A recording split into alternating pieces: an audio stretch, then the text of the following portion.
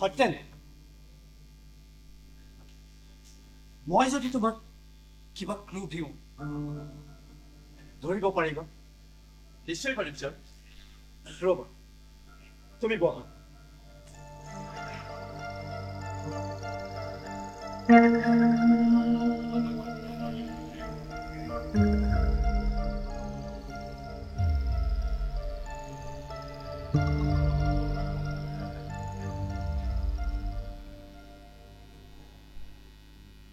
এইটো ধৰা,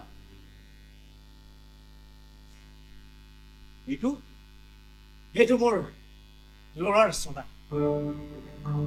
চোলাটোৰ তলৰ বুটামৰ পৰা এচুৱা চিগা।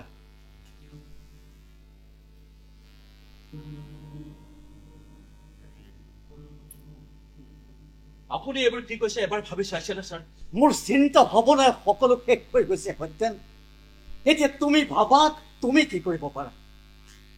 এটা ৰেপ কেছৰ আসামী হিচাপে মই যদি ৰিংকুক এৰেষ্ট কৰোঁ তেনেহ'লে আপোনাৰ বা আপোনাৰ পৰিয়ালৰ মান সন্মান কি হ'ব এবাৰ ভাবি চাইছে? চাইছো।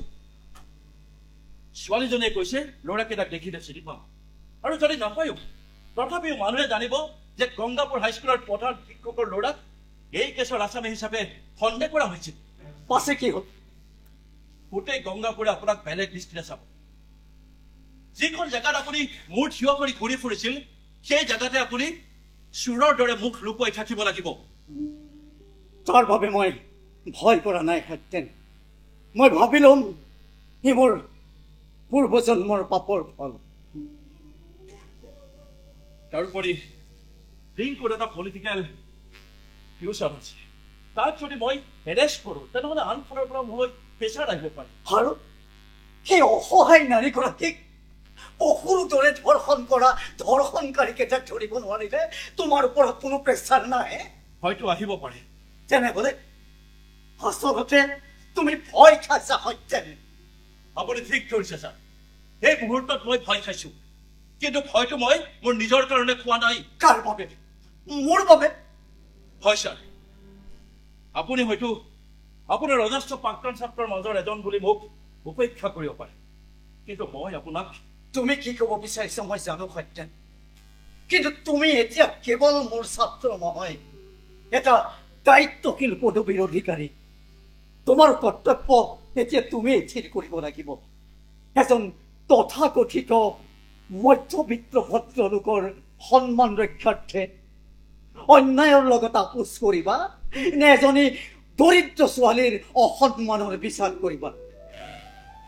সিদ্ধান্ত এটা কিন্তু তুমি এতিয়াই ল'বই লাগিব সত্যেন। কিন্তু ৰিংকুটো আপোনাৰে সন্তান, তাৰ প্ৰতি আপোনাৰ কোনো কৰ্তব্য নাই, কোনো সহানুভূতি নাই? নিশ্চয় আছে। এজন আসামীৰ পিতৃস্বৰূপে সদায় জেলৰ সন্মুখত ভিজিটিং আৱাৰ্ছত তাক দেখা কৰিবলৈ মই ৰৈ থাকিম। শাস্তিৰ ম্যাদ শেষ নোহোৱালৈকে ৰাতি ৰাতি তাৰ বাবে চকুৰ পানী টুকিম। কিন্তু সি যি অন্যায় কৰিলে তাৰ শাস্তি সি পাবই লাগিব। এই ক্ষেত্ৰত মোৰ কোনো সহানুভূতি নাই।